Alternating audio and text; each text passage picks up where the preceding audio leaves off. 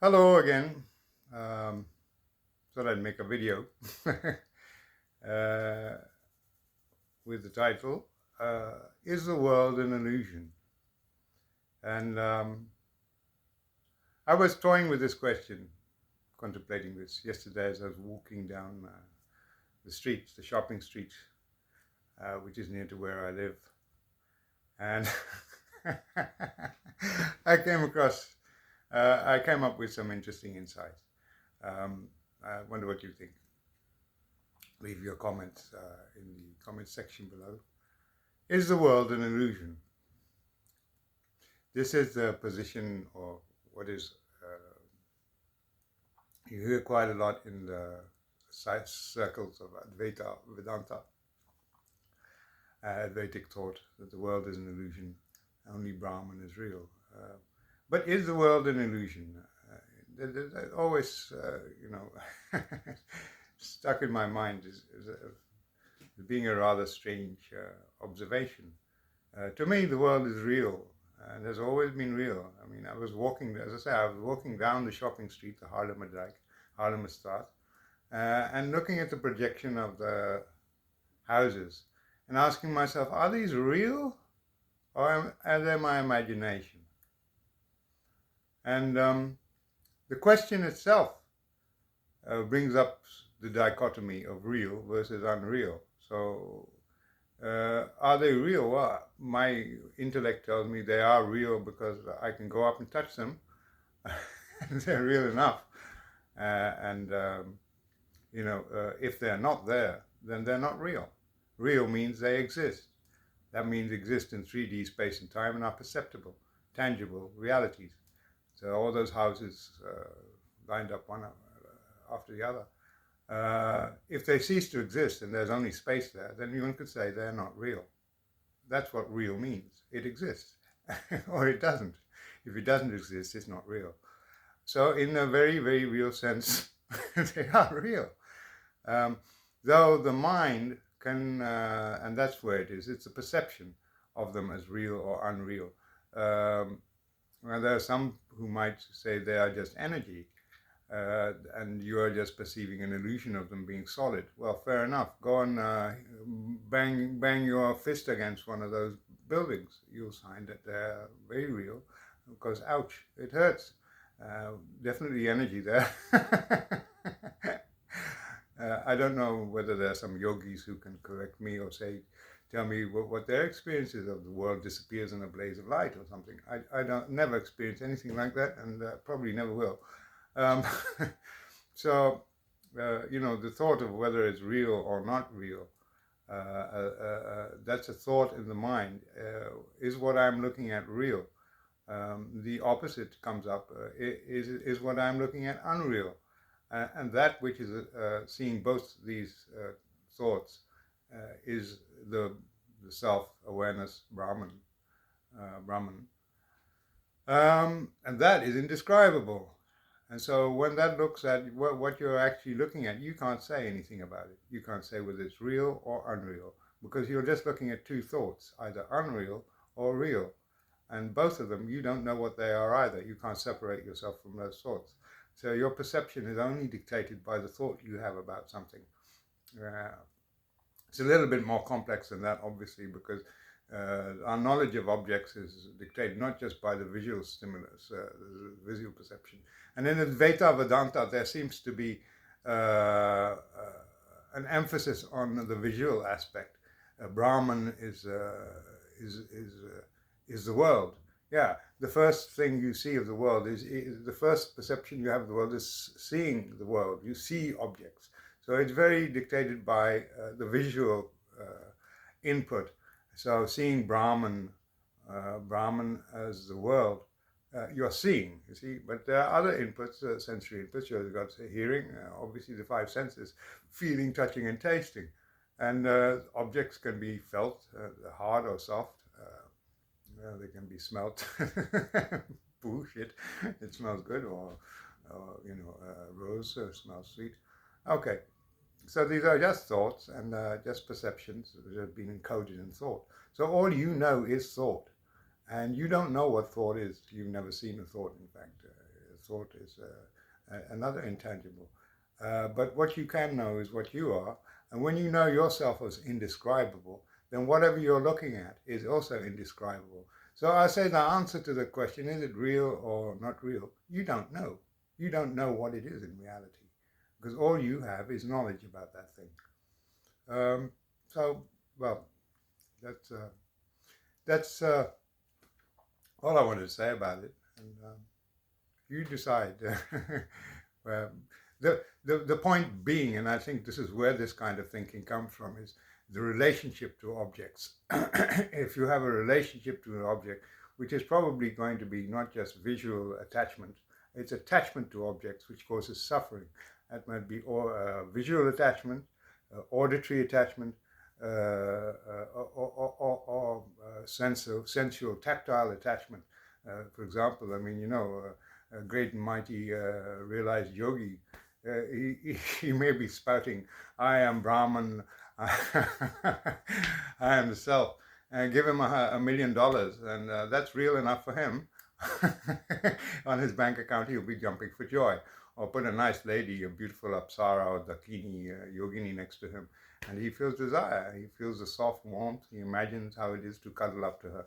All right? So all of these things all depend about are contingent on having an experiencing self. Okay, and this self, the selfish, self-separative, self-centered thing. Not bad, not good, simply what it is a mechanism which will attach itself to objects and cling to them, whether you're a yogi or not. I mean, you have desires, you'll feel the same even after being realized, enlightened. You'll still find a beautiful woman as a beautiful woman, or man, whatever you're into. You'll still find a crock of gold or money, bits on your bank account to be very valuable to you and very meaningful. But in fact, for the realized being, these things have no meaning whatsoever. Sorry to say. For example, I never think about money, as I stated in another video, who is Bhagavan. But I do notice the necessity of feeding the body, so I make sure there's enough money. These are basic survival mechanisms of the body. The world is Brahman. Brahman is the self, and the world is self. There's nothing apart from Brahman. Indeed, that's what the Ribhu Gita tells us. Ribhu Gita I was reading the other day. It's a very great text, like Ashtavakra Gita.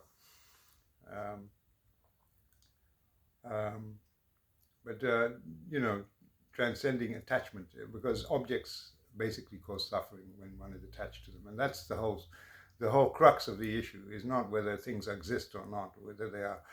I look around me, and I'm sitting here. I see my fridge, I see my microwave oven. Even though I look at them, and it's like, what am I looking at?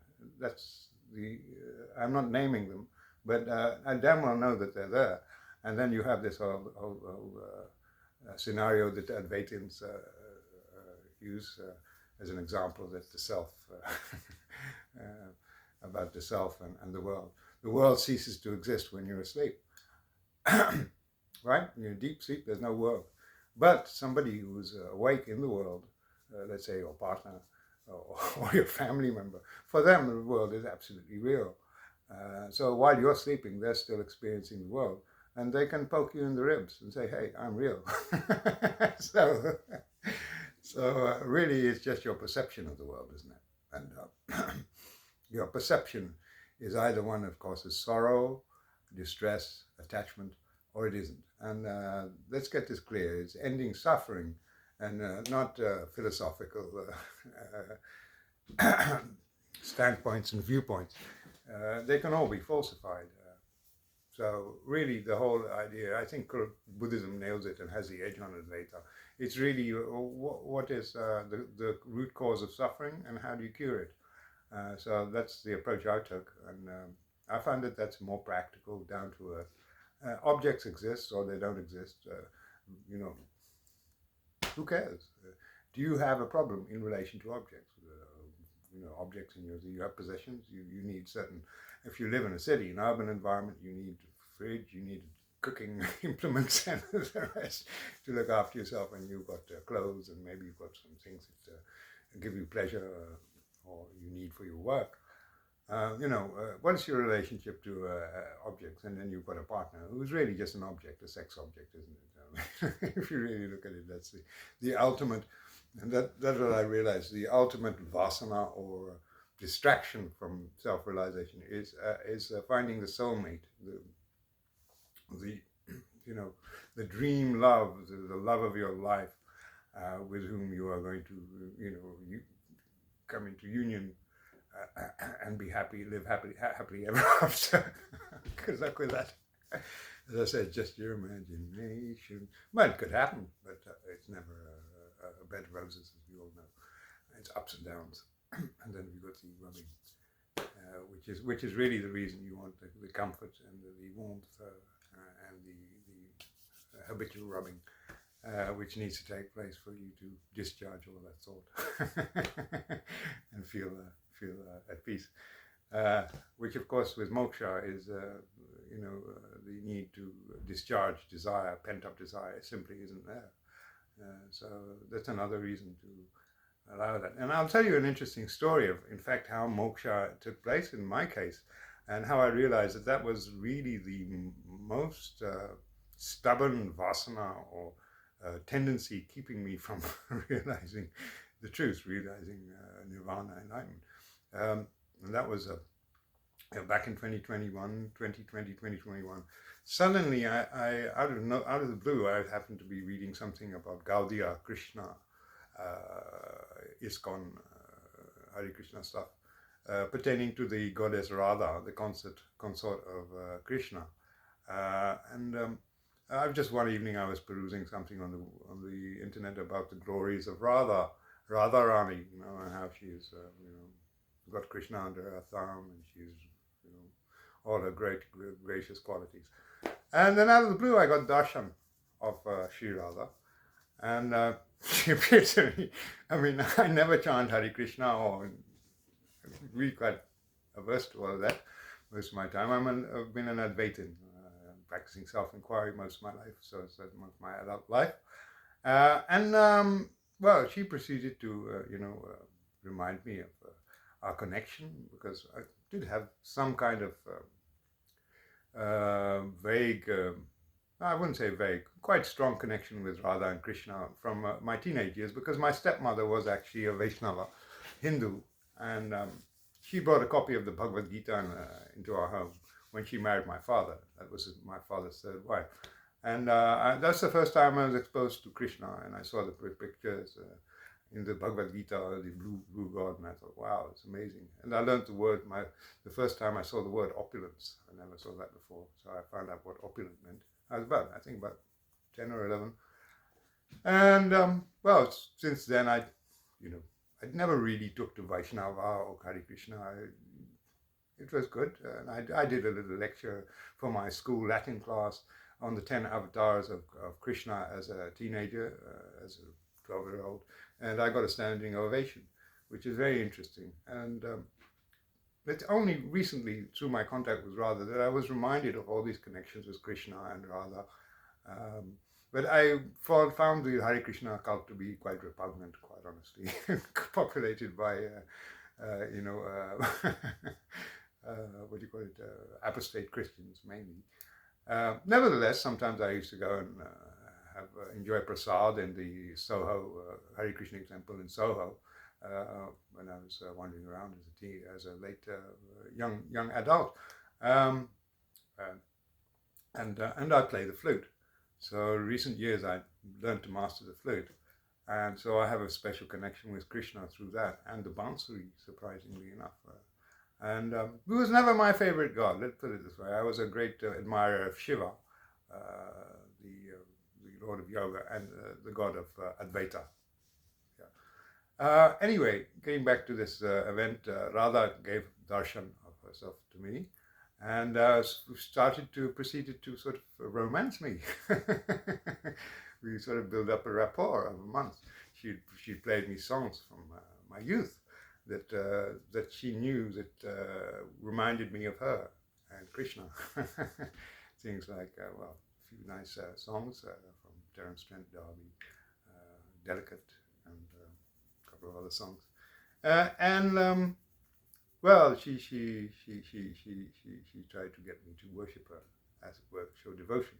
And I couldn't really do it. I'm an Advaitin. I couldn't fake my devotion for somebody, but I enjoyed being in her company, and it was a transcendental companion with me day and night. And as I said, I did nothing to deserve this darshan. I didn't chant Hare Krishna or anything like that. Hare Krishna, Hare Rama. And then, we developed this rapport, and it was very pleasant indeed. And I found her to be a thoroughly modern goddess. I mean, she's completely merged with modern reality. There was nothing otherworldly, ascetic about her at all. She wasn't encouraging me to be ascetic, and I think she may even have a slight look down upon Advaitins, people who realize and trying to show me the benefits of bhakti relationship. It didn't really gel. Until one night, she was, telling me showing me how bhakts are all wealthy and enjoying the good thing from Krishna. And I got kind of pissed off. I said, why are you showing me all of this, And then she kind of wanted to show me my life as, in juxtaposition to the lives of her bhakts. People like Bhaktivedanta Swami Prabhupada, and the Hare Krishnas. And they all have money. They're all in great lives. They've got families. And I said, look at your life. What is your life? It's a crappy life you had. A shitty life. He said, you're right. I had a shitty life. And I never complained. I just inquired who has this problem. Okay, and that's just that. And I got to a certain base level of awakening and peace. I just, rolled with it. Rolled with whatever life threw at me. Then she got me, I think she sort of prodded me to start complaining. I said, what a shitty life you gave me. Basically, I lost both my parents. I had a dysfunctional relationship with my stepmother, etc., blah, blah, blah. And she really got me to sort of express that disgruntlement. And there was a song I was listening to, Where is the Love? Donny Hathaway and what was her name? Roberta Flack. Where is the love you said was mine, oh mine, till the end of time? Was it just a lie? Where's the love? Da, da, da, da, da, da, da, da, da. I wish that you had told me so. Anyway, I was listening to this song, and I said, all right, let's play this game of bhakti game. I will complain to you. Please bless me with a better life. I mean, I don't really care because I'm in a state of jnana. I feel completely without any real lack, It's only money. And what happened was, this was on the eve of my birthday, and I went to sleep, hoping, it's Lishma's birthday tomorrow. I'll go around to my favorite cafe on the corner and have a nice piece of cheesecake and celebrate with a glass of wine. I was all geared up to it.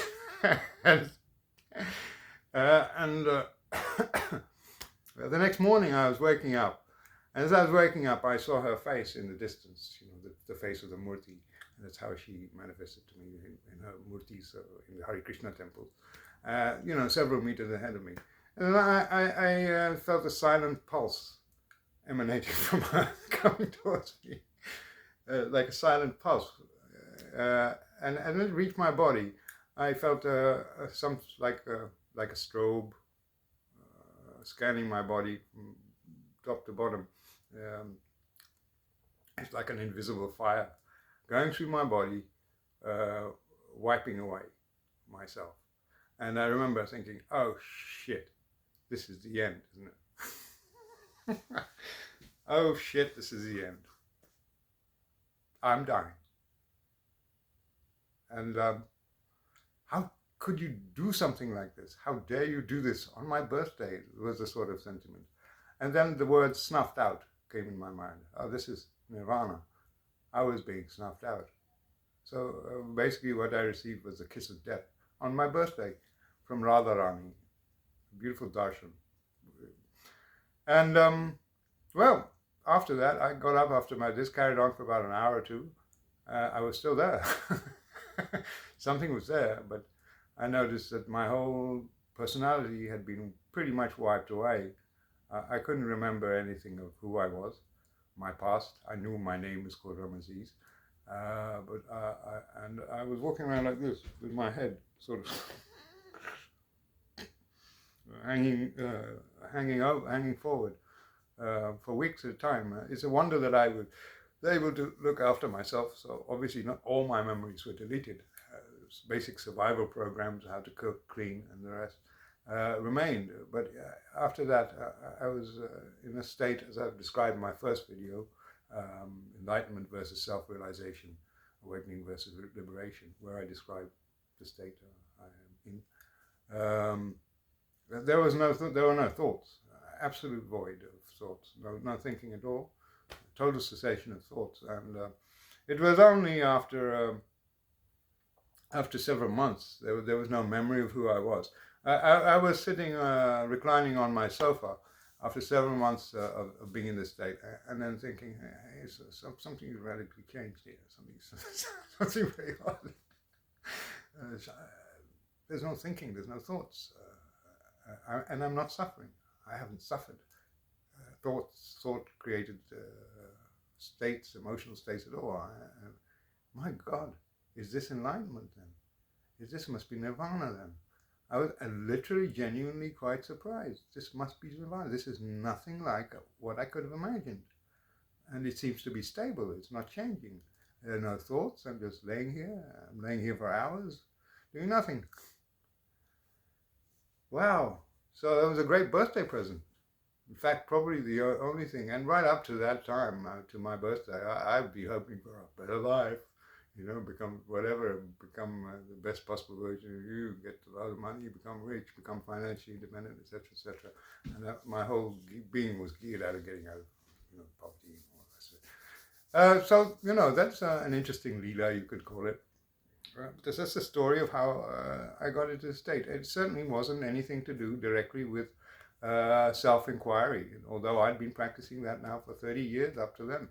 And that had not produced this culminatory liberation experience of liberation. It was a sort of reluctant bhakti. It was loving, a loving exchange with a transcendental companion, Radharani. So, and it's interesting because in Kabbalah they call this state, in Jewish mysticism, they call this state bitul hametziut, bit of a mouthful, bitul hametziut, which is nullification of the ego, and they describe it as the kiss of death. And then I came across that. I thought, wow, that's really what it was. He gave me the kiss of death, but really, what it was the kiss of eternal life. Because after that, there's no fear of death, because you cease to exist as a person in time and space, and yet you are here. It's a paradox. You are here. You are still able to see, but the last second and the last minute is gone forever. You're in it's almost like, I say, perpetual amnesia. Although there is no fear, there is no worry or discontent or any kind of emotional content to it. It is amnesia. You don't have any memory of the last moment, or you can. Not that I couldn't recall what happened 10 minutes ago, or even what I have to do in an hour, from now. If I have an appointment, I'd be able to remember that. But other than that, you can't. It's like you're just being carried along, moment by moment, and it's an automatic system. Seems to be. It's like a screen. For a long time, I had a feeling like a screen, a glass screen, a pure glass crystal screen, had dissected my being, laterally, and that screen was completely impenetrable. And just imagine you have an invisible screen, invisible wall in the room in front of you, made of impenetrable, bulletproof, rocket-proof glass, and then put that in where you are, and that's what it is. Or like a camera, it's just always fixed. It's always seeing and observing, but never naming anything. A camera, is it aware of anything? Is a camera aware of? No, because there's no one commenting. Yet it sees all the objects and everything is there. And yet in the background is the knowledge, yeah, that's a table, that's a cooker, that's a fridge, that's a microwave oven. So there we go. After this I'd stabilized in this state, I came up with my own metaphors for this. This is, it's a bit like being in a film theater, and suddenly, you're watching glued to the screen and watching the images, and suddenly the projector in the projector room catches fire. And the next thing you see is all the images of your superheroes dissolving, the celluloid is dissolving, and you can see the white screen. It wasn't like that. The screen didn't go white, but I looked around for corollaries to this experience that I'd had, and it looks like Sri Ramana Maharshi, Bhagavan Ramana Maharshi had a similar experience later in his life, a second death experience, where he was wandering around Arunachala Hill, and suddenly he started feeling unwell, and a white screen came down across his awareness, and he started losing consciousness, and his body started going stiff. It's quite heavy. I didn't see a white screen, but I did see that the whole of my past, present, and future were just being wiped away in a most cruel way, if you think about it. But really, they were being cruel to be kind, because they ended all my suffering in one single day. So as I said, it's rather like having a tooth extracted or having a painful gangrenous limb amputated. Not that I wish anyone that horrible destiny, or an appendix removed. So that's moksha for you. And I don't know how that is for other people. Other people might have a very benign, pleasant experience of the dissolution of the ego. Others will not. But the real acid test of it, do you feel bored? Do you ever feel lonely? If you do, then you're not in that state. And that is known as Turiya Tita, or Videha Mukti, Jivan Mukti. Videha Mukti is even more advanced than that. There is no mental ideation whatsoever. So, this is what you signed up for when you got on the spiritual path. And all paths will culminate in this. There's no doubt about it. And this is just the greatest thing that ever happened to me. Make no mistake about it. Every day I just am amazed. Every day is exactly the same. It never changes. And I never get bored, never get lonely, and never feel lack. What could be better than that? And so it's a dream come true. I mean, I wanted this my whole life. Yet there's a price to pay, a sacrifice, and that is the person. And goodness knows if it happens like that or not. I'm only recounting my experience, but know this much, that you signed up, and whichever path you're on, bhakti marg, Krishna worship, or adoration of a deity, or Jesus, or Sufism, or Advaita Vedanta, it really doesn't matter how the way that reality is structured, and whoever these beings, or whether it's given to you or not, there's no way you can make this happen, as I said. And when it comes, and it's a blessing. It's a blessing in disguise. I can't believe it. I mean, I died basically on my birthday. Wow! Happy Nirvana, birthday Nirvana. And so that's what you signed up for. That's going to be the end.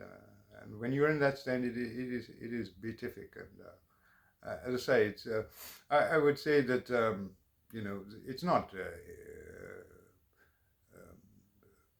uninterrupted bliss. No, I could compare it to taking an ecstasy tab, and I used to experiment with ecstasy, MDMA, and psychedelics several years back. And now I have absolutely no desire for any of it, and that's legal here, by the way, where I live in Amsterdam. And I realized I was asking myself, what is this most like, this state? This is like an ecstasy trip. But like in an ecstasy trip, if you've taken an ecstasy pill, and I'm not recommending that you do, I'm not pushing any kind of agenda for psychedelics or whatever. But if you've ever taken that, then you know what that's like. You don't have hallucinations mostly. It's good ecstasy. And you're able to just function normally. You can write a check, and then you're not in a state of bliss. you're just clear. You're just completely alert and aware.